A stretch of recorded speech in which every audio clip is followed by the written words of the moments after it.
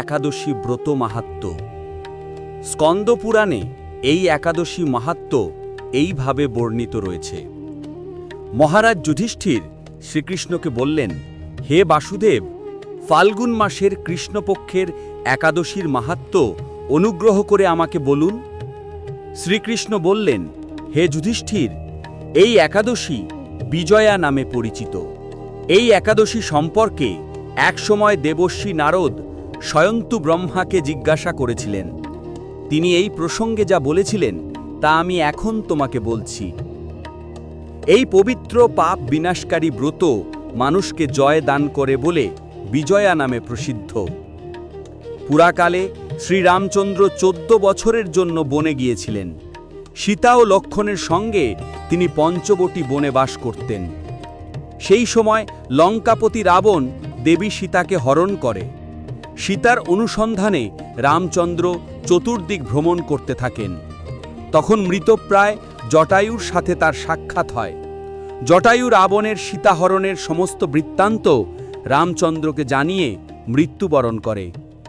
এরপর সীতা উদ্ধারের জন্য বানররাজ সুগ্রীবের সাথে তিনি বন্ধুত্ব স্থাপন করেন। ভগবান রামচন্দ্রের কৃপায় হনুমান লঙ্কায় গমন করেন।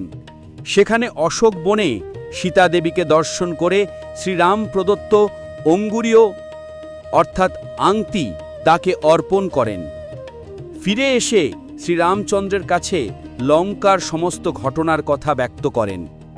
হনুমানের কথা শুনে শ্রীরামচন্দ্র সুগ্রীবের পরামর্শে সমুদ্র তীরে যান।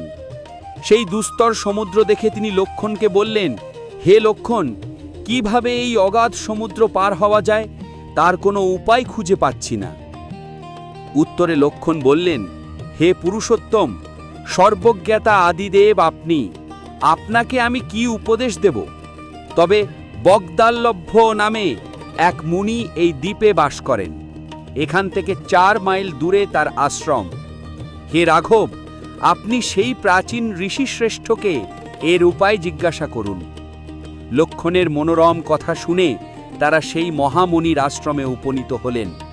ভগবান রামচন্দ্র ভক্তরাজ সেই মুনিকে প্রণাম করলেন। মুনিবর রামচন্দ্রকে পুরাণ পুরুষ বলে জানতে পারলেন। আনন্দে ভরে জিজ্ঞাসা করলেন, হে রামচন্দ্র, কি কারণে আপনি আমার কাছে এসেছেন তা কৃপা করে বলুন।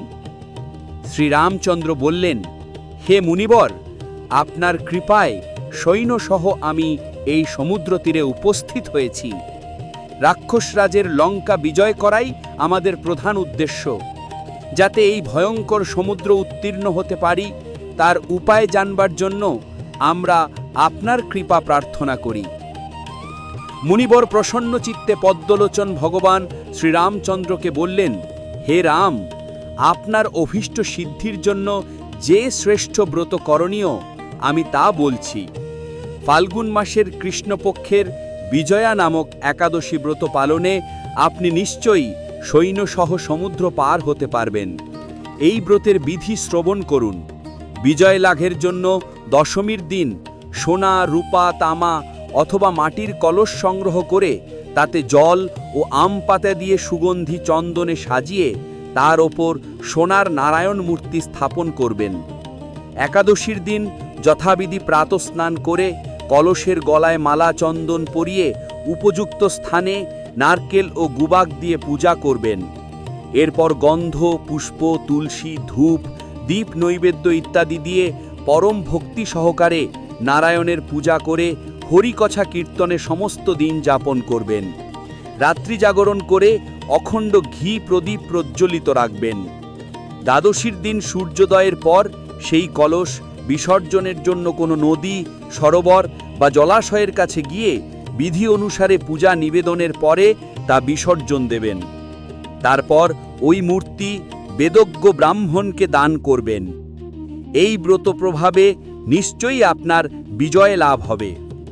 ব্রহ্মা বললেন, হে নারদ, ঋষির কথা মতো ব্রত অনুষ্ঠানের ফলে তিনি বিজয়ী হয়েছিলেন।